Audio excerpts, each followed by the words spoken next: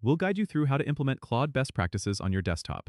If you find this helpful, consider subscribing and liking the video. First, go to your preferred web browser and navigate to the Claude AI official website. Once you're there, you'll want to log into your account if you haven't already. Look for the login button typically located at the top right corner of the page.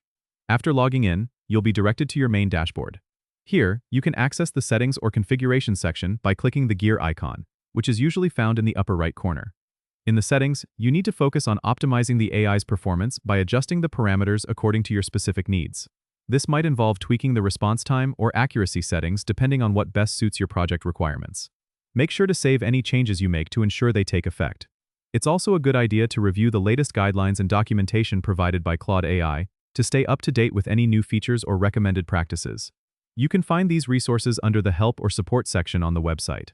Additionally, if you encounter any issues or need further assistance, consider reaching out to their support team or community forums for more personalized help. This way, you can ensure that you're utilizing the best techniques and getting the most out of Claude AI's capabilities. Don't forget to subscribe and comment if this helped you out.